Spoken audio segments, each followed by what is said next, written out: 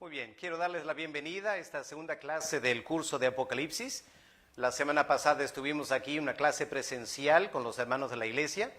En esta oportunidad va a ser una clase virtual, así que les doy la bienvenida a los que van a estar viendo esto por las redes y pidiendo que Dios les bendiga al estudiar juntos la palabra de Dios. Vamos a orar un momento y pedir al Señor que nos ayude a estudiar este curso de Apocalipsis y que Dios nos ayude a entender bien lo que queremos compartir en esta oportunidad. Vamos a orar. Padre Celestial, gracias por permitirnos estar aquí en esta oportunidad. Padre, tenemos la Biblia abierta para poder estudiarla. Quiero darte gracias por esta carta o este libro de Apocalipsis, una carta de Juan. Padre, pido que tú nos ayudes a poner a un lado por un momento tanta polémica que este libro ha levantado. Y Señor, que tú nos ayudes a mirar a este libro de una forma nueva y que el Espíritu Santo nos lleve a toda la verdad. Así que Padre, acompáñanos. Pido que el Espíritu Santo me ayude a mí a dar la clase y ayude a los hermanos en sus hogares a poder seguir la clase con sus Biblias abiertas y que en esa manera, Padre, aprovechemos el estudio de tu palabra. En el nombre del Señor Jesús te lo pedimos. Amén. Ahora, la semana pasada empezamos mirando el capítulo 1 y tomando una visión panorámica de todo el libro de Apocalipsis. Vimos que el libro de Apocalipsis está dividido en diferentes secciones, lo que yo llamo videoclips. Son secciones de revelación de parte del Señor al apóstol Juan en la isla de Patmos. Ahora, hay cierta confusión en la iglesia porque muchas personas piensan que el libro de Apocalipsis está escrito en el orden en el cual los eventos van a ocurrir. Me parece que eso no es cierto. Me parece que el libro está escrito en el orden de revelación, es decir, el orden que el Señor Jesús le habló las cosas a Juan. Juan vio ciertas cosas y las escribió. Digamos, el día siguiente el Señor le reveló otras cosas y Juan escribió la siguiente sección de Apocalipsis.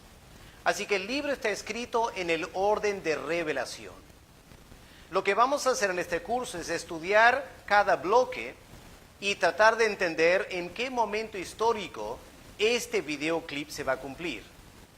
Y al final, si queremos, podemos reordenar algunos capítulos del libro de Apocalipsis para ponerlo en el orden cronológico en el cual los eventos van a ocurrir. La semana pasada vimos la primera sección, capítulo 1, donde el apóstol Juan presenta este libro de Apocalipsis y los temas principales. Luego Juan saluda a las 7 iglesias y luego tiene esta tremenda experiencia de ver al Señor Jesús en la gloria. En capítulo 1, del verso 10 en adelante, vemos Juan está en la isla de Patmos en el día del Señor y el Señor se manifiesta a Juan en una forma simbólica y Juan describe esta visión del Señor Jesús.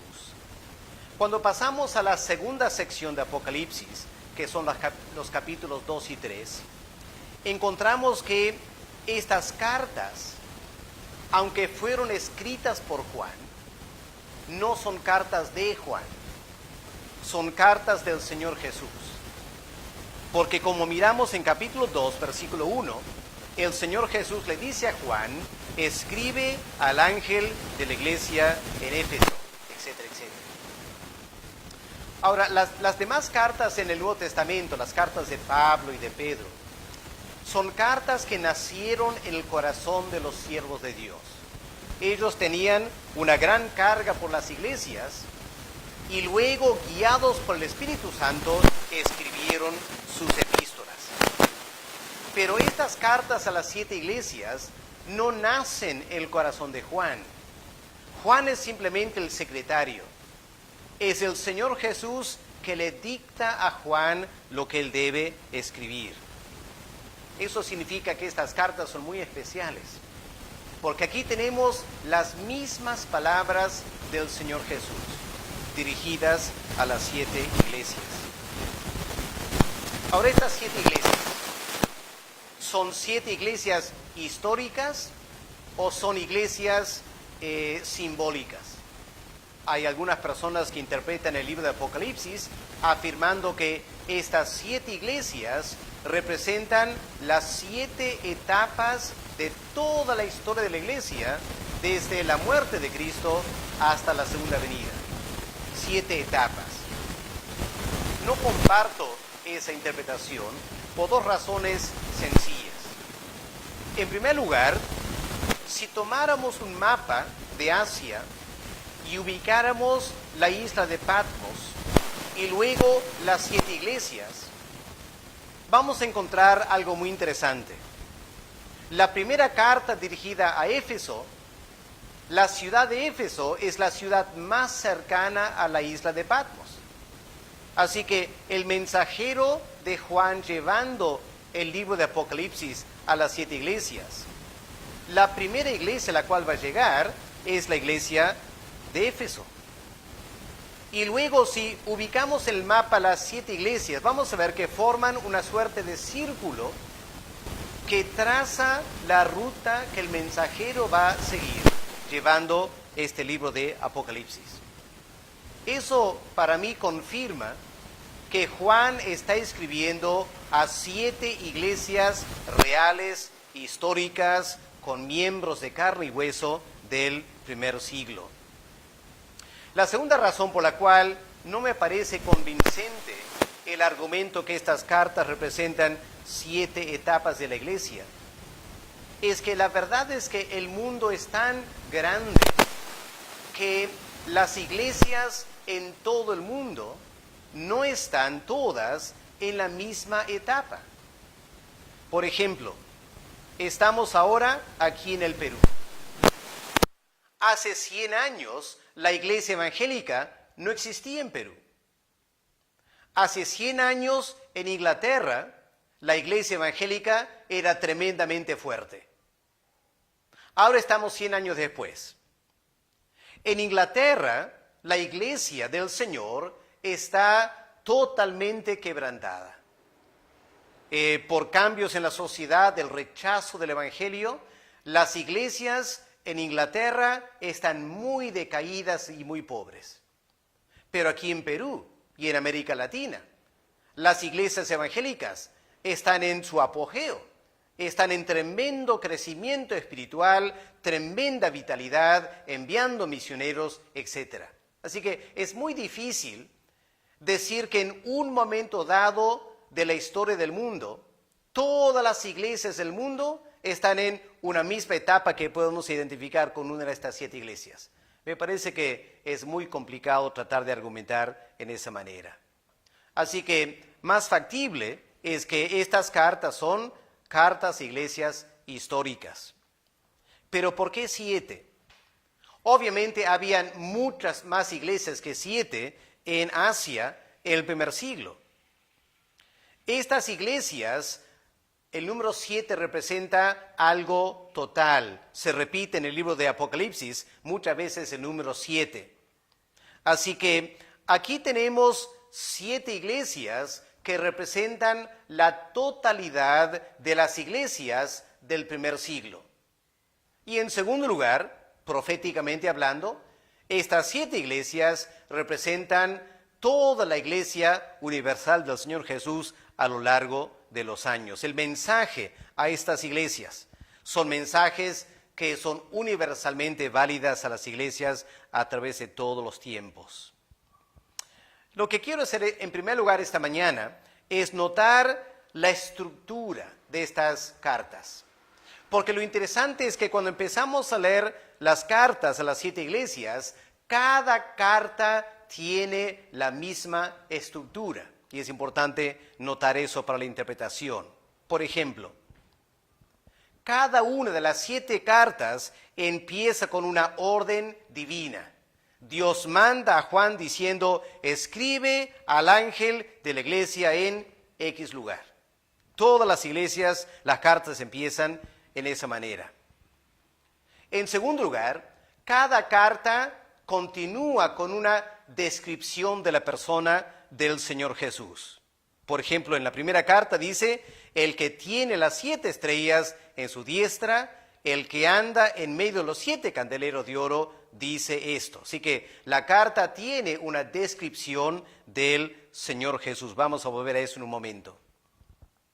Después, la tercera parte de cada carta es una descripción de la misma iglesia, donde el Señor dice, yo conozco tus obras. Y ahora procede a describir la iglesia en cierto detalle. En cuarto lugar, después de describir las características de la iglesia, el Señor tiene una exhortación a la iglesia. Exhorta a la iglesia a arrepentirse o a cambiar o a prepararse para la persecución que está por venir. Hay una exhortación a la iglesia y al ángel de la iglesia. Luego, en quinto lugar, tenemos una exhortación a prestar atención al mensaje del Señor. Cada carta tiene esta frase: el que tiene oído, oiga lo que el Espíritu dice a las iglesias. Así que esa es la quinta parte de cada carta. Y en sexto lugar, cada carta termina con una promesa divina. El Señor promete algo al ángel y a la iglesia si ellos obedecen a la palabra de Dios. Así que aquí tenemos estas 7 cartas a las 7 iglesias, donde tenemos una descripción de la iglesia y también tenemos una predicción de las cosas que están por venir más adelante para la iglesia del Señor Jesús. En términos generales, lo que estas cartas enseñan es la validez de la parábola del trigo y la cizaña. Se acordarán que el Señor Jesús una vez contó una parábola diciendo que el reino de Dios es como un hombre que siembra trigo en su chacra. Y luego viene un enemigo y siembra cizaña. Y lo que está diciendo es que en el pueblo de Dios, en la iglesia visible, siempre va a haber un balance entre verdaderos creyentes y falsos creyentes. Y una de las lecciones grandes de estas 7 iglesias es que lo tenemos ilustrado claramente aquí. Las cartas indican la naturaleza de la iglesia, que en la tierra todavía es trigo y cizaña. Ahora vamos a mirar en más detalle esta estructura de las cartas de las 7 iglesias. Repito, en primer lugar, cada carta empieza con una orden divina, donde el Señor Jesús le manda a Juan escribir a cierta iglesia. Eso indica que Juan no escogió las iglesias a quien él quería escribir. Él conocía muy bien las iglesias. Seguramente Juan quizá tenía su preferencia a qué iglesia escribir, pero él escribe cartas a las 7 iglesias que el Señor Jesús mismo escoge. Y como dije al comienzo, estas cartas son muy interesantes porque son palabras del mismo Señor Jesús desde el trono en el cielo dirigido a las iglesias. En segundo lugar, lo que tenemos en estas cartas es una descripción del Señor Jesús. Ahora, lo interesante de la descripción de Cristo es que cada carta empieza con una descripción del Señor extraída del primer capítulo. Es decir, hay una relación muy estrecha entre la visión de Cristo en capítulo 1 y estas 7 cartas. Porque cada descripción de Cristo, Él toma un elemento de la visión en capítulo 1 y la aplica al contexto de la iglesia a la cual está escribiendo. Permítanme mostrarles estas descripciones y la relación que guardan con el primer capítulo. En capítulo 2, verso 1, tenemos esta descripción. El que tiene las 7 estrellas en su diestra, el que anda en medio de los 7 candeleros de oro. Ahora, si miramos en capítulo 1, vamos a ver que esto viene del versículo 12, por ejemplo. El versículo 12 del capítulo 1 habla de 7 candeleros de oro. Y en medio de los 7 candeleros de oro está el Señor Jesús con semejanza de hijo de hombre. O versículo 16 del capítulo 1. Dice que el Señor tiene en su diestra 7 estrellas. Así que de esa manera, en la primera carta a Éfeso, el Señor toma esta parte de la visión en capítulo 1 y la aplica a la iglesia en Éfeso. Si vamos a la segunda carta, a Esmirna, versículo 8, el Señor se describe como el primero y el postrero, el que estuvo muerto y vivió. Y si comparamos eso con versos 17 y 18 del capítulo 1, vamos a ver que guarda bastante relación, porque en versículo 17 el Señor dice a Juan, no temas, yo soy el primero y el último. En la carta de Esmirna dice el primero y el postrero. En versículo 18 del capítulo 1 dice, el que vivo y estuve muerto, mas he aquí que vivo por los siglos, que es lo que tenemos en versículo 8 del capítulo 2. Así que otra vez guarda una estrecha relación. La tercera carta, Pérgamo. ¿Cuál es la descripción de Cristo aquí? Dice versículo 12, el que tiene la espada aguda de dos filos, dice esto. Y en capítulo 1, verso 16, leemos de una espada aguda de dos filos que salía de su boca. Si pasamos a la cuarta carta, la carta a Tiatira, en versículo 18, habla del Hijo de Dios, el que tiene ojos como llama de fuego y pies semejantes al bronce bruñido. Y esos dos detalles, ojos como llama de fuego y pies semejantes al bronce bruñido, vienen de capítulo 1, versos 14 y 15. Pasemos al capítulo 3, la carta a Sardis. La descripción ahí en versículo 1 habla de el que tiene los 7 espíritus de Dios y las 7 estrellas, dice esto. Y en capítulo 1, el versículo 16, leemos que el Señor Jesús tiene las 7 estrellas en su mano. Y en versículo 4 habla de los 7 espíritus que están delante del trono de Dios. Así que todo esto, esta descripción viene también del capítulo 1. En la siguiente carta a Filadelfia, capítulo 3, versículo 7, el Señor Jesús se describe como el santo, el verdadero, el que tiene la llave de David, el que abre y ninguno cierra, y cierra y ninguno abre. Y esto de la llave de David, etcétera, lo tenemos en capítulo 1 y el versículo 18, cuando habla de yo tengo las llaves de la muerte y del Hades. Finalmente, la carta a la Odisea describe al Señor como el Amén, el testigo fiel y verdadero, el principio de la creación de Dios. Ahora, esta descripción de Cristo no viene de la visión en sí, sino viene de la introducción en capítulo 1, versículo 5 y versículo 8, donde Juan describe al Señor Jesús usando frases como el primogénito de los muertos, el soberano rey de la tierra, etc. Así que es muy interesante notar cómo cada descripción de Cristo en las 7 iglesias viene del capítulo 1. ¿Por qué es importante notar eso? Porque empezamos a observar que el libro de Apocalipsis no está escrito al azar. Hay una tremenda estructura interna en el libro que nos va a ayudar a entender y interpretar correctamente el libro. En este caso, lo que estamos viendo es lo siguiente. En capítulo 1, el Señor se presenta a sí mismo. Recordemos que el tema principal de Apocalipsis es una revelación de la gloria del Señor Jesús. Él revela esa gloria en capítulo 1.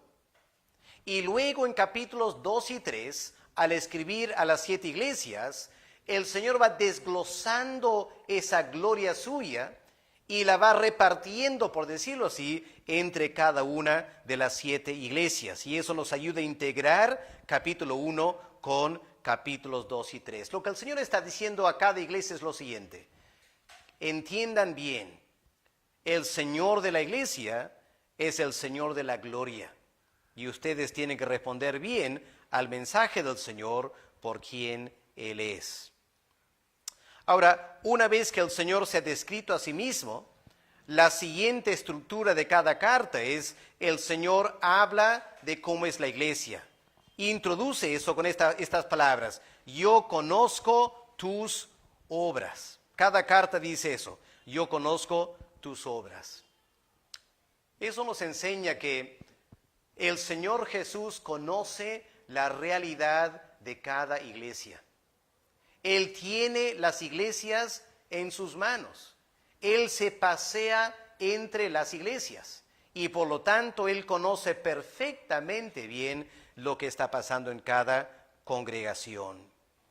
Lo triste en estas 7 cartas es que mayormente el Señor tiene que señalar cosas negativas en las iglesias. Hay una sola iglesia que no recibe ninguna crítica. Es la carta a la iglesia en Esmirna. Y hay una iglesia, la Odisea, donde el Señor no tiene nada bueno que decir a la iglesia. Pero las demás 5 iglesias tienen una mezcla de cosas buenas y cosas negativas. Y creo que si miramos a nuestras iglesias locales donde somos miembros, vamos a ver algo muy parecido. Cada congregación tiene cosas buenas y cada congregación tiene cosas negativas. Si bien es cierto, nosotros como miembros conocemos esa realidad, mucho más importante es que el Señor conoce la realidad de cada iglesia. Y debemos desafiarnos pensando que el Señor Jesús quisiera que mejoremos la vida de cada congregación. Ahora, después de describir las obras de cada iglesia, el Señor ahora exhorta a la iglesia a cambiar a la luz de las cosas que está diciendo acerca de esa iglesia. Por ejemplo, en capítulo 2, versículo 5, el Señor dice: recuerda pues de dónde has caído y arrepiéntete y haz las primeras obras. Así que en la mayoría de las iglesias, el Señor tiene que enviar una exhortación al arrepentimiento. Lo que el Señor quiere es que cada iglesia se arrepienta de las cosas negativas que tiene en ella. La única iglesia donde no hay una cosa negativa es Esmirna, y aquí la exhortación del Señor no es al arrepentimiento, obviamente, sino a la valentía para enfrentar la persecución que está por venir. Luego, la quinta parte de cada iglesia es una exhortación a prestar atención. Y aquí quiero que ustedes noten con mucho cuidado un detalle.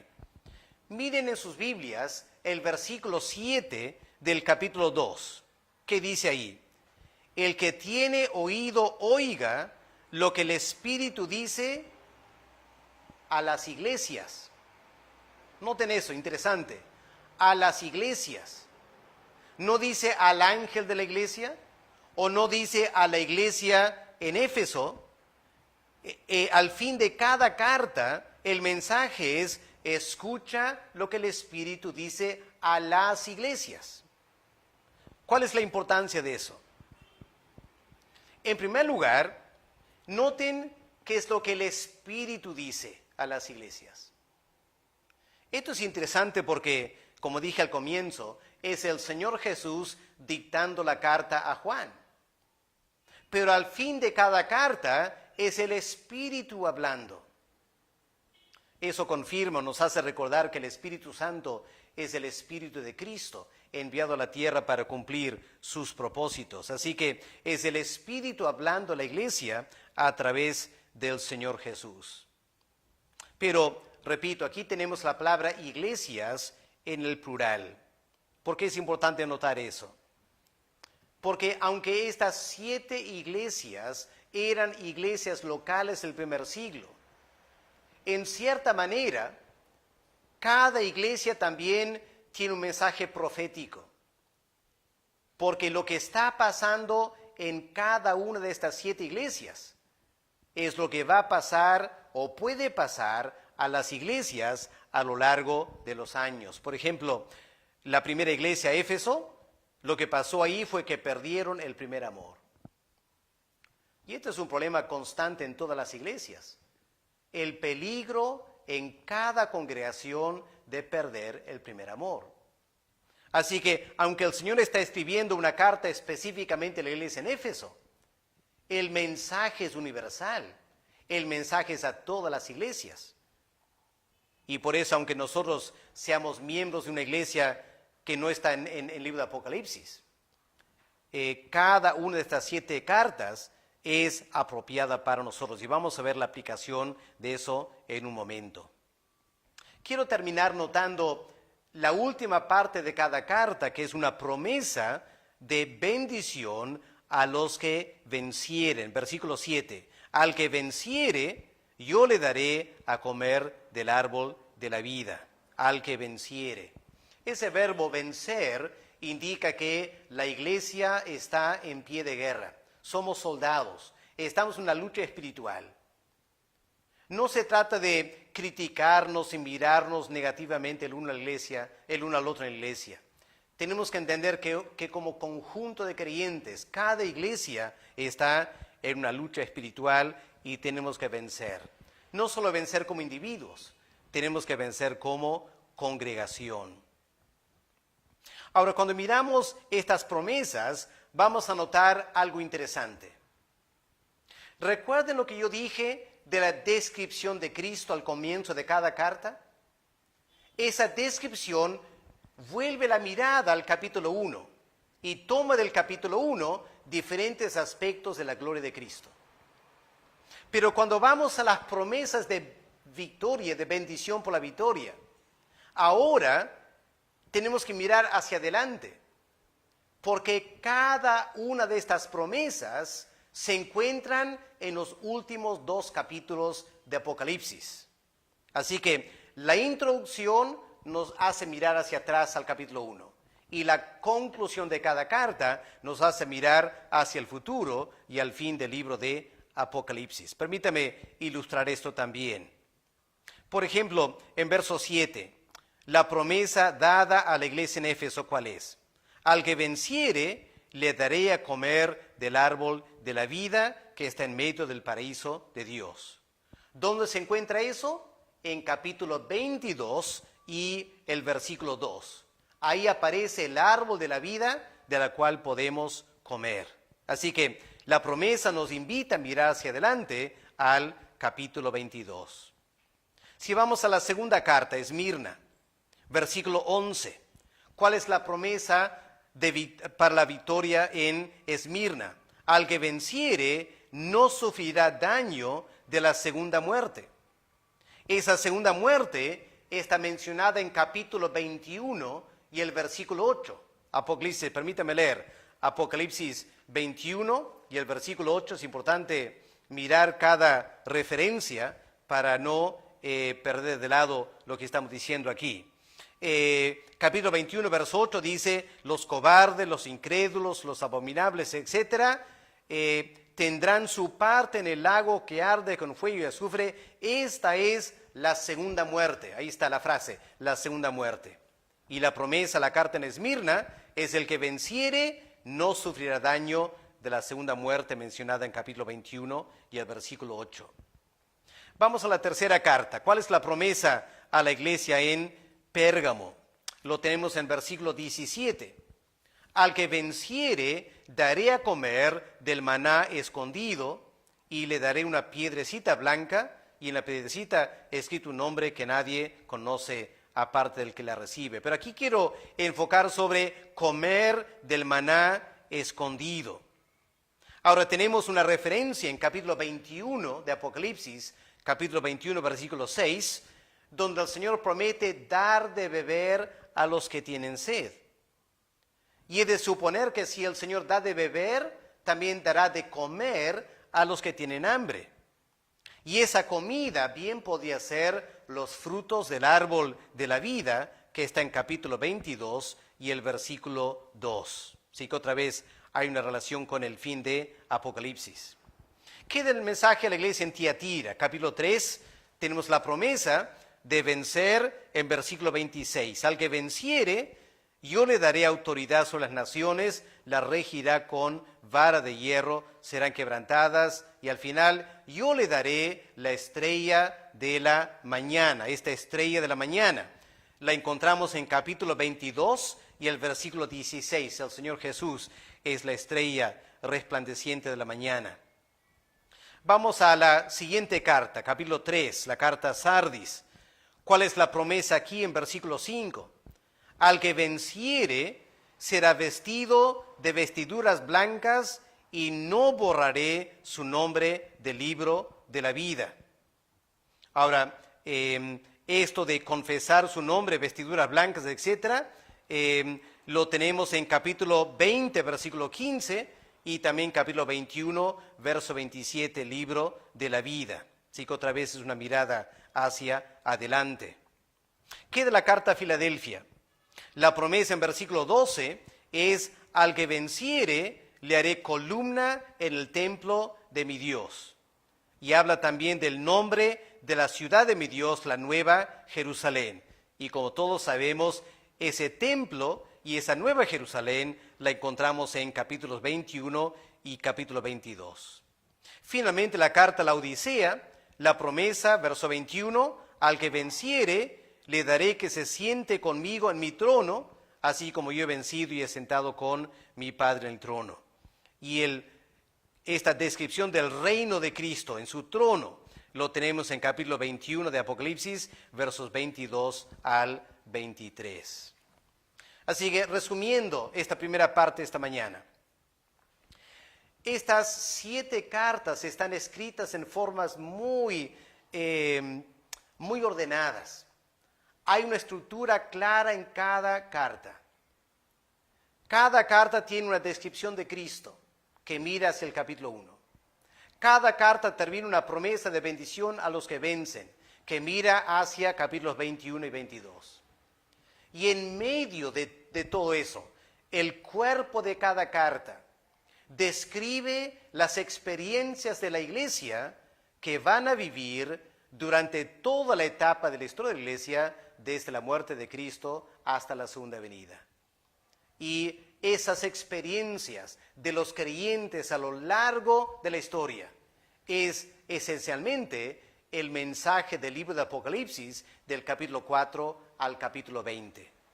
Así que estamos empezando a ver esta tremenda estructura organizativa en el libro de Apocalipsis, donde estas 7 cartas, que lamentablemente hay muchos predicadores que sacan estas 7 cartas, la aíslan del libro de Apocalipsis y predican de estas cartas como si no tuviesen nada que ver con todo el libro de Apocalipsis. Es un gran error. Estos 2 capítulos, 2 y 3, son una parte integral del libro de Apocalipsis.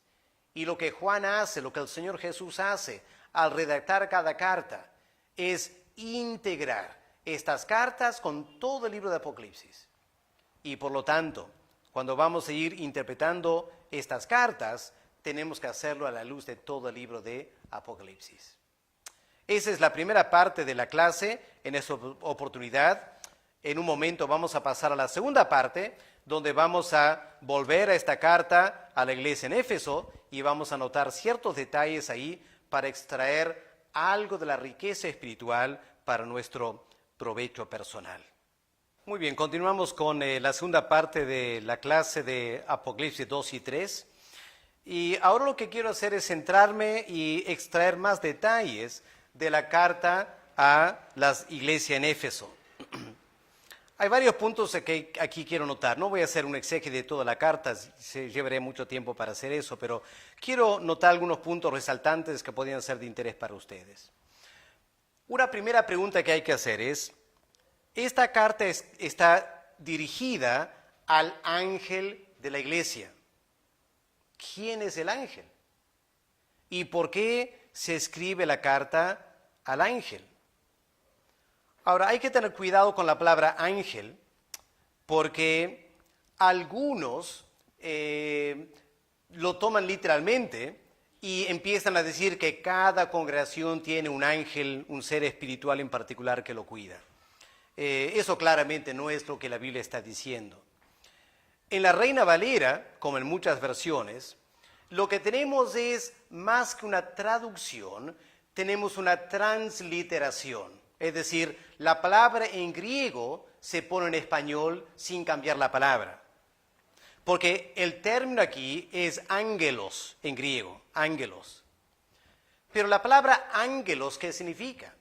Significa mensajero. La palabra ángelos se aplica a los seres espirituales que llamamos ángeles, porque ellos son mensajeros de Dios aquí en la tierra. Pero la palabra ángelos en griego originalmente no significa seres espirituales que vienen de Dios a la tierra. La palabra ángelos en griego simplemente significa mensajero. Así que sería mejor traducir Apocalipsis 2, versículo 1, escribe al mensajero de la iglesia en Éfeso. ¿Ok? Mensajero. Claramente es una carta dirigida a una persona, un ser humano. Sabemos que en la iglesia primitiva el orden de liderazgo era ancianos y diáconos. La segunda carta de Pablo a Timoteo da a entender que entre los varios ancianos a veces se podía remunerar a uno y tenía mayor responsabilidad sobre los demás. Lo que hoy en día llamamos el pastor de la iglesia. Así que parece que cada carta está escrita al pastor de la iglesia, o más correctamente, al anciano principal de cada congregación. Así que las cartas en sí no están escritas a la congregación, sino al líder de la congregación. Escribe al ángel de la iglesia. Ahora, ¿por qué? En primer lugar, porque ese líder de la congregación, sea el pastor o el anciano, él representa delante de Dios a toda la congregación. Es como el sacerdote para la congregación. Él es llamado a liderar esa iglesia.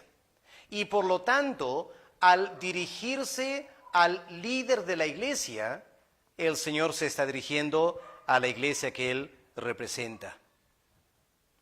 En segundo lugar, obviamente este anciano o este pastor estaba liderando la iglesia. Él era la persona responsable por la buena marcha de la iglesia. Así que cuando el Señor quiere efectuar cambios en la congregación, el Señor escribe al líder. El líder es responsable por los cambios en la iglesia. Tercer lugar, el Señor envía la carta al líder de la iglesia, porque en los planes y en los propósitos de Dios, el líder de la iglesia juega un papel fundamental en la buena marcha de la congregación. En otras palabras, cada iglesia es un reflejo de liderazgo. Entonces, si en una iglesia las cosas no están marchando bien, es porque el liderazgo no está marchando bien, en cierta manera. Con eso no quiero decir que todos los problemas en las iglesias se deben al pastor, pero indudablemente hay una relación entre la condición espiritual de la iglesia y la condición espiritual del pastor. Si el pastor es un hombre lleno del poder de Dios y un hombre sencillo, un hombre tremenda piedad espiritual, lo más probable es que la iglesia va a tener esas cualidades.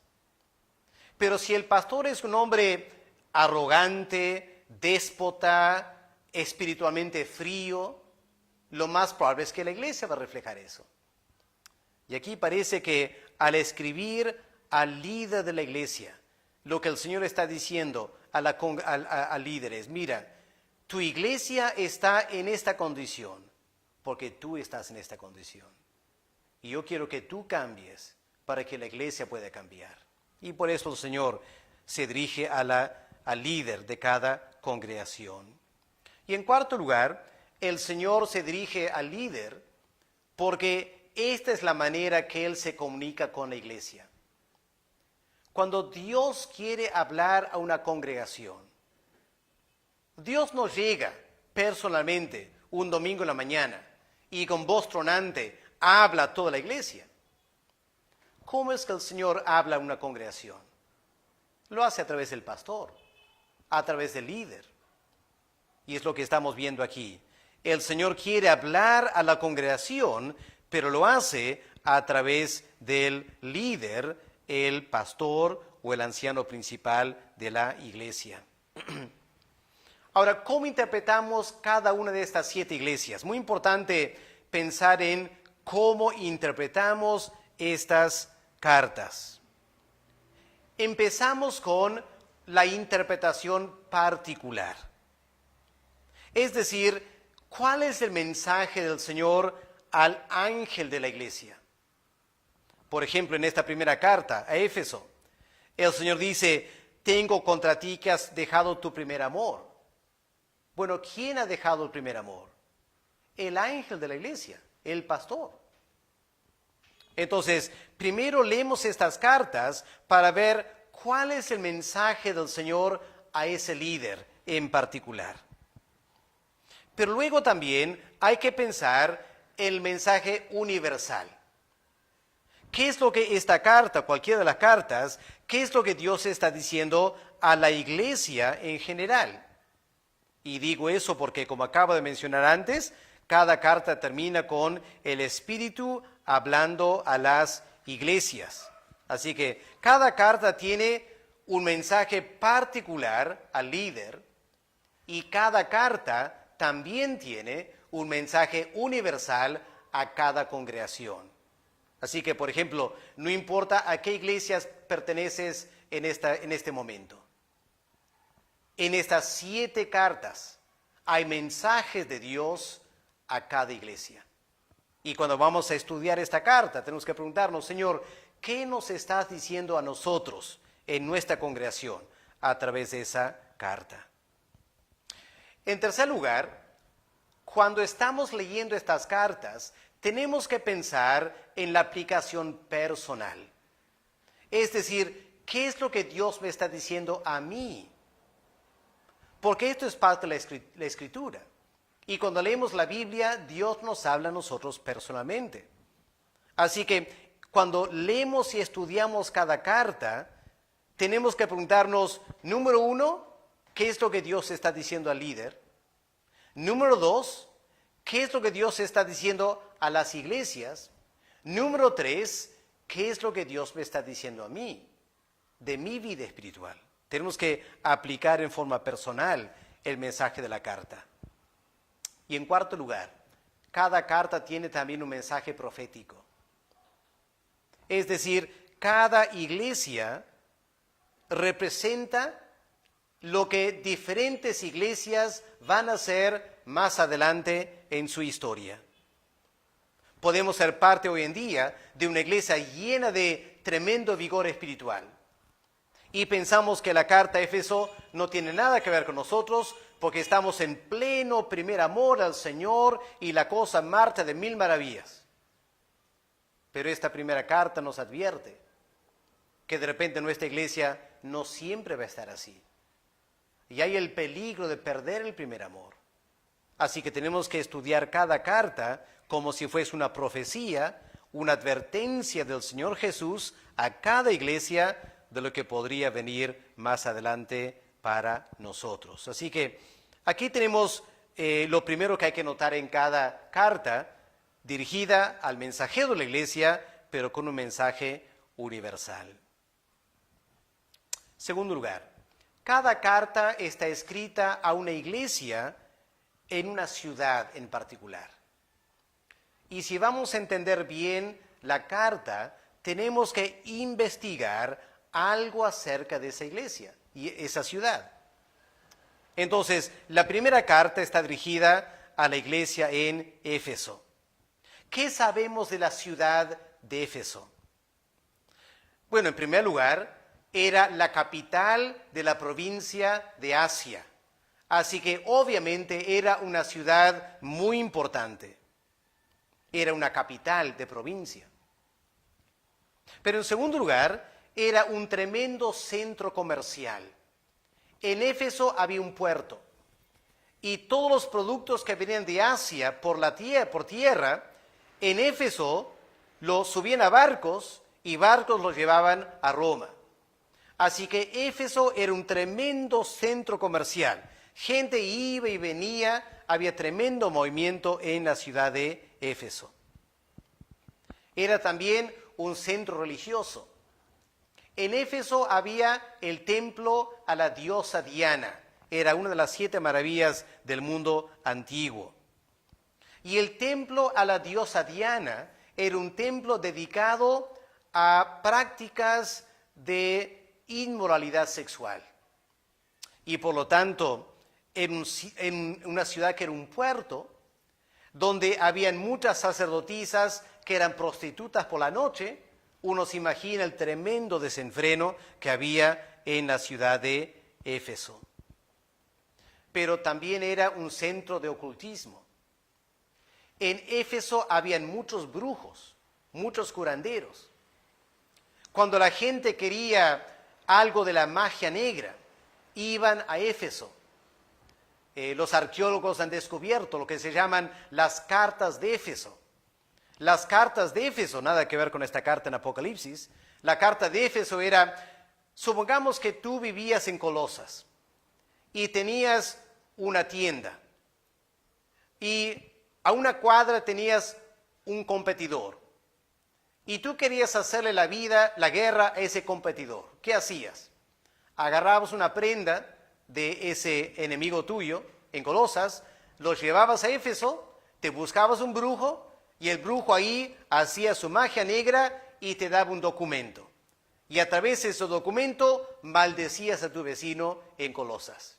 Así que gente viajaba de todo el mundo a Éfeso para poder tener estas cartas de Éfeso, para poder maldecir y maltratar a personas que eran sus enemigos.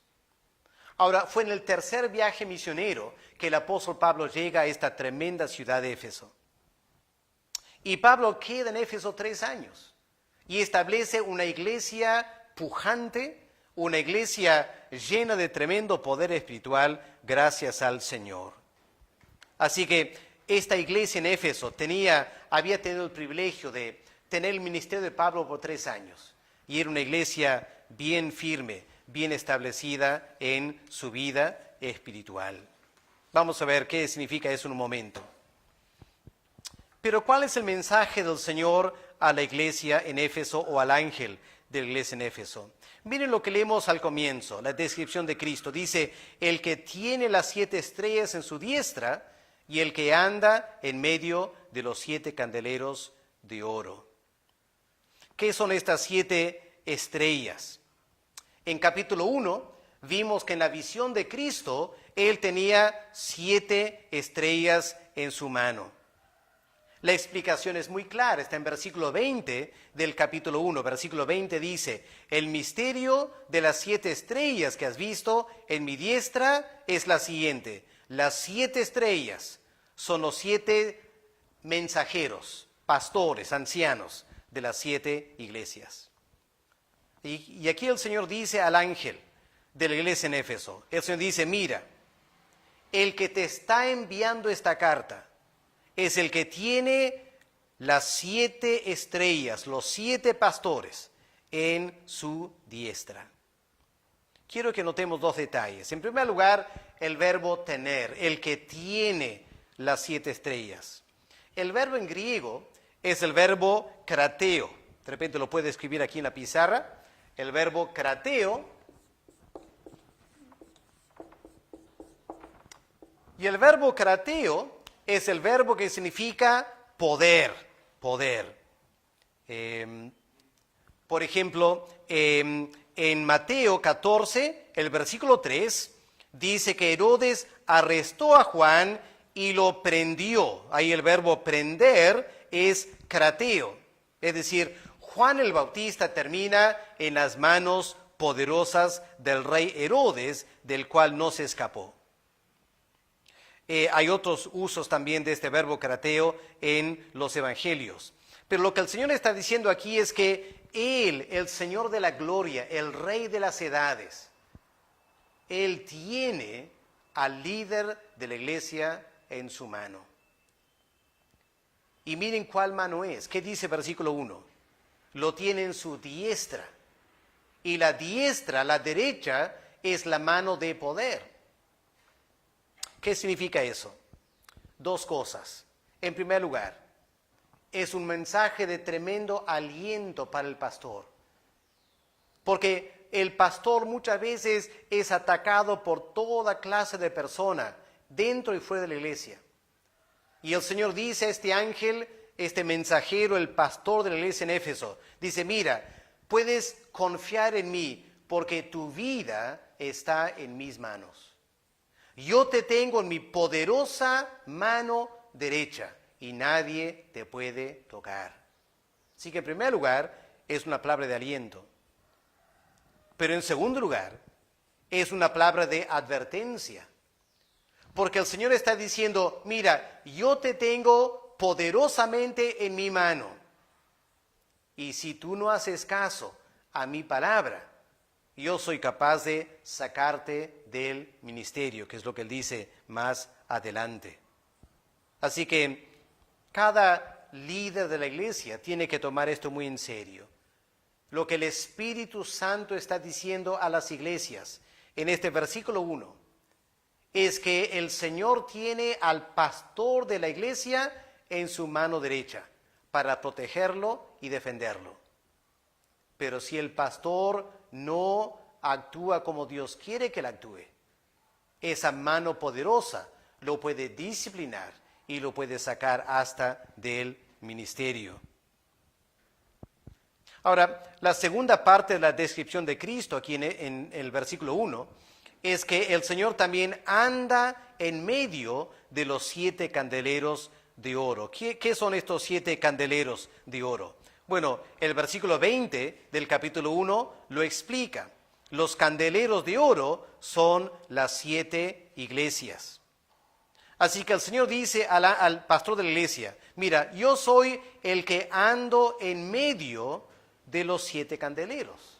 Es decir, el Señor Jesús es el que se pasea en las iglesias y Él sabe exactamente lo que está pasando en cada congregación. Nos reunimos los domingos en nuestras iglesias y nos reunimos para adorar al Señor. Y confieso que muchas veces no somos conscientes de la presencia del Señor. Y tenemos que tomar esto en serio. Porque el Señor dice, Él anda en medio de la iglesia. ¿Qué significa eso? Bueno, entre otras cosas significa lo siguiente. Que desde el comienzo del culto el Señor está presente. El culto empieza a las 10, el Señor está ahí a las 10. Y los miembros que llegan a las 10:15, y 10:20, y 10:30, el Señor es el que los mira entrar tarde. Y el Señor, yo les aseguro, el Señor no lo ve nada bien que domingo tras domingo el creyente llegue tarde a la iglesia. A veces yo me paro a la puerta de la iglesia y hermanos que llegan tarde se sienten un poco avergonzados. A veces ni quieren saludar al pastor, entran como escabulléndose al culto. Pero digo a los hermanos, no tienen por qué sentirse vergüenza conmigo. Sienten vergüenza con Cristo, porque el Señor está aquí en la iglesia y Él ve cuando tú llegas tarde. Que llegues tarde un domingo por fuerza mayor, el Señor lo entiende. Pero si llegas tarde todos los domingos, ¿qué piensa el Señor de ti? Tomemos eso en serio, hermanos. El Señor a quien adoramos, Él anda en medio de las iglesias, Él está viendo todo lo que pasa en la congregación. Ahora miren versículo 2, el Señor ahora empieza a describir la iglesia. ¿Qué dice en versículo 2? Dice, yo conozco tus obras y tu arduo trabajo y paciencia, que no puedes soportar a los malos. Has probado a los que se dicen ser apóstoles y no lo son, y los has hallado mentirosos.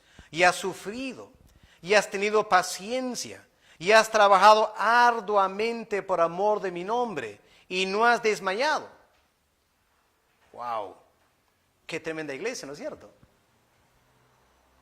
Bueno fuera que todas las iglesias sean como Éfeso.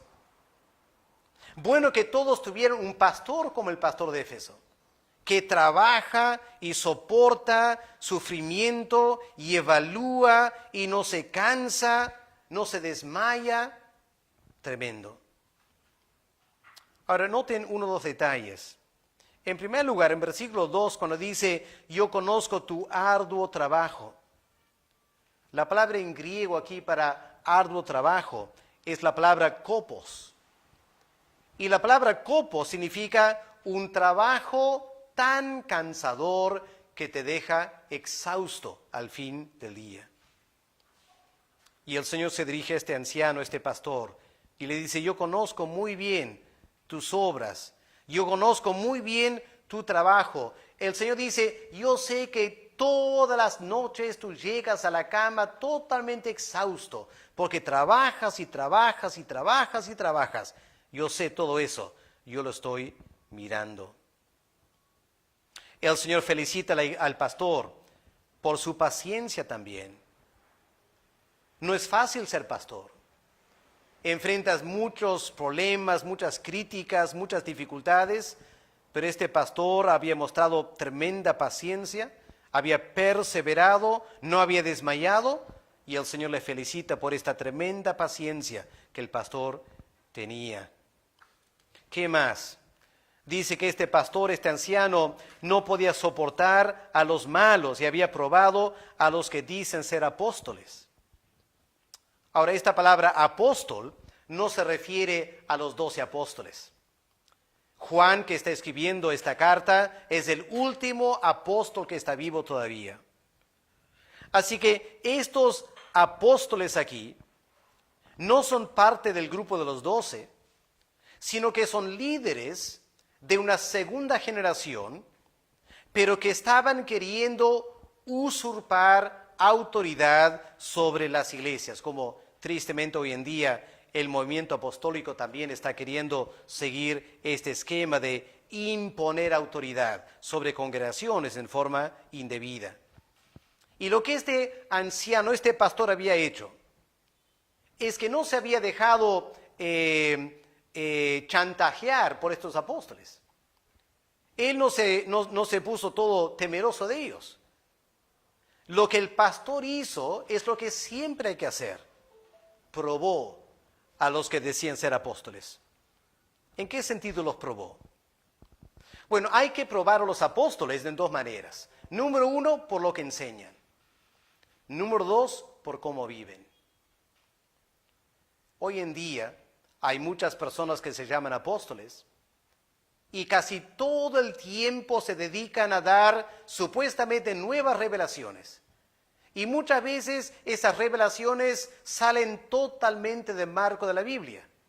Y cuando los cuestionamos, se ponen medio molestos y dicen, tú has quedado con la Biblia, yo estoy con la última revelación. Falso apóstol. Claramente, falso apóstol. Un hombre que menosprecia las sagradas escrituras es un falseante. Y el líder de la iglesia en Éfeso había notado eso y los encontró falsos. Pero un apóstol también, un verdadero siervo de Dios, va a tener las marcas del Señor Jesús. El Señor Jesús dijo ser un hombre manso y humilde. El Señor Jesús no era una persona que manejaba mucho dinero. El Señor no tenía una casa propia. El Señor al fin de su vida tenía solo un cambio de ropa. Así que apóstoles que andan ostentando grandes riquezas, uno se pregunta, ¿realmente son siervos de Dios? ¿Tienen la marca de Cristo en su corazón?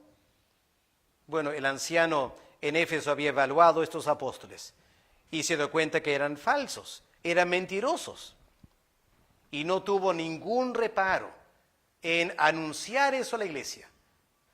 Y si era necesario, disciplinar a los falsos apóstoles. Y el Señor mira todo eso y lo felicita, porque claro, no es fácil confrontarte con un apóstol, una persona que se llama un apóstol. Pero por amor al Señor, este anciano lo había hecho y el Señor lo felicita por eso. Pero si seguimos leyendo, llegamos al versículo 4 y encontramos una nota triste aquí. ¿Qué más dice el Señor a este pastor, este anciano de la iglesia en Éfeso? Dice, tengo contra ti que has dejado tu primer amor. Y Cristo lo dice con mucha tristeza, has dejado tu primer amor. Ahora, no es que no amaba al Señor. Obviamente un pastor que trabaja arduamente tiene algo de amor por el Señor. Pero la crítica que Cristo hace es que este pastor o anciano ya no tiene el primer amor. ¿Qué es el primer amor? El primer amor es ese amor por el Señor, esa pasión por el Señor que todo nuevo creyente tiene. Cuando tiene una tremenda ilusión, vive un romance espiritual con el Señor, que se deleita en el Señor, habla del Señor, vive para el Señor. Este anciano había sido así antes, pero Cristo mira y se da cuenta que ya no es así. Claro, trabaja, predica, evalúa, hace todo el ministerio pastoral, pero ¿cuál es el problema? Lo hace profesionalmente. No lo hace por pasión espiritual. Y Cristo no está contento con eso. Pero noten aquí un detalle. No es que el pastor ha perdido el primer amor. Muchas veces como cristianos hablamos así, han perdido el primer amor. Aquí esto no es el problema. El problema no era una pérdida. Miren lo que dice el texto bíblico, verso 4. Has dejado tu primer amor. No que lo has perdido. ¿Qué significa dejar? Dejar significa ser descuidado, ¿no es cierto? Si tú dejas algo a la intemperie y se destruye, has sido irresponsable. Si tú dejas tu billetera en un lugar público, te olvidas, lo dejas ahí y lo pierdes, eres irresponsable. Lo has dejado. Nadie es acusado de ser irresponsable si alguien te asalta y te quita algo. Pero cuando tú lo dejas y lo pierdes porque lo has dejado, eso es otra cosa. Y esta es la crítica del Señor. Él dice, tú has dejado el primer amor. No lo has perdido, lo has dejado. Y que lo has dejado en forma deliberada. Fue una decisión. Tú decidiste dejar el primer amor. Así que no es simplemente que el hombre lo había perdido, sino que él había tomado una decisión de seguir sirviendo al Señor, pero sin este primer amor. Y hoy en día tenemos que preguntarnos, los que somos líderes en la iglesia, ¿cómo anda nuestro primer amor? ¿Amamos al Señor con tremenda pasión espiritual? Recordemos nuestros primeros meses como cristianos, ese tremendo fervor espiritual que tuvimos una vez. ¿Lo tenemos hoy en día? ¿Por qué no? ¿Será que en el camino hemos tomado decisiones? Hemos decidido hacer esto y esto y esto y esto, y el resultado de tantas decisiones es que no tenemos tiempo para el Señor, nuestras vidas están demasiado ocupadas, tenemos demasiadas cosas que hacer, demasiados bienes materiales que manejar, y hemos decidido vivir así. Y el Señor critica a este pastor, dice, no estoy nada contento contigo, porque tú has dejado en forma deliberada el primer amor. ¿Y qué es lo que Cristo advierte a este anciano? Dice versículo 5, recuerda por tanto de dónde has caído y arrepiéntate y haz las primeras obras, porque si no vendré pronto a ti y quitaré tu candelero. No sabemos cómo respondió el pastor de la iglesia a esta carta del Señor. Quisiéramos creer que el Espíritu Santo le ayudó a arrepentirse y volver al primer amor. Pero lo que sí sabemos es que al pasar los años, la iglesia en Éfeso perdió su vigor espiritual. Para el siglo 8 y 9, ejércitos islámicos conquistaron esa parte del mundo y la iglesia en Éfeso se cerró, porque habían perdido su primer amor. La ciudad de Éfeso ya no existe, a lo menos no la ciudad que había en el primer siglo. En el primer siglo, la ciudad de Éfeso era un puerto, estaba a las orillas del mar. Pero hoy en día, el puerto se ha secado. ¿Por qué? Porque había un río que entraba al mar cerca de Éfeso. Y el río estaba cargado de lodo. Y el lodo iba llenando el puerto, extendiendo la tierra más y más mar adentro, hasta que hoy en día las ruinas de Éfeso quedan, no sé, a 3 o 4 kilómetros del mar. Ese lodo que vino día tras día con el río mató la vida de la ciudad de Éfeso. Y es lo que pasa en nuestra vida cristiana también. Cuando perdemos el primer amor y dejamos que otras cosas empiezan a correr por nuestros corazones. Nuestros corazones se llenan de cosas de la carne, del mundo, y empiezan a apagar nuestra vida espiritual. Y quiero terminar esta clase preguntándote, invitándote a reflexionar. ¿Cómo está tu corazón en esta oportunidad? ¿Tienes el primer amor? ¿Lo estás viviendo todavía? ¿O lo has dejado en el camino? ¿Y será que hemos dejado el primer amor porque conscientemente hemos permitido cosas en nuestras vidas que van llenando de lodo espiritual nuestros corazones hasta que al final perdemos el amor al Señor? Si eso describe nuestras vidas, ¿por qué no tomas un momento ahora al terminar esta clase para decirle, Señor, limpia ese río que corre por mi corazón? Saca todo el lodo de la carne y del mundo y dame un río cristalino de amor por el Señor Jesús, para que yo pueda servirle en la iglesia y glorificarle como Él quiere que lo haga. Bueno, ahí tenemos algunos detalles de esta carta a Éfeso. No tenemos tiempo para explicar cada una de las 7 iglesias, pero yo les animo a tener un comentario y estudiar en detalle cada carta, porque hay mucha enseñanza para nosotros para ayudarnos a vivir en el siglo XXI. Espero que esta clase haya sido bendición para ti. Más adelante vamos a estar anunciando un momento cuando puedes hacer preguntas a través de Facebook. Y vamos a tener una sesión para contestar las preguntas que ustedes tienen escuchando esta clase en sus hogares. Así que vayan anotando esas preguntas y vamos a avisarles pronto el día y la fecha cuando pueden hacer las preguntas por Facebook, y vamos a ir contestando las preguntas para interaccionar con ustedes. Pero permíteme terminar esta clase con un momento de oración, por favor. Vamos a orar. Padre Celestial, gracias por poder estudiar esta segunda parte del libro de Apocalipsis, esta carta, las cartas a las 7 iglesias, y nos damos cuenta, Señor, estudiando una sola carta, cuánto hay que aprender.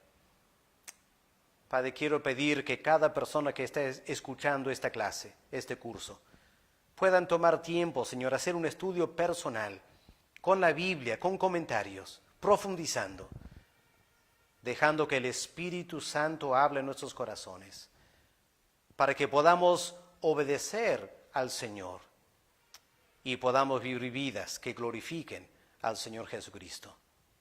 Gracias, Padre, por tu palabra, y pedimos que tú nos ayudes a ponerla en práctica en nuestras vidas para que podamos contar con tu bendición. En el nombre del Señor Jesús te lo pedimos. Amén.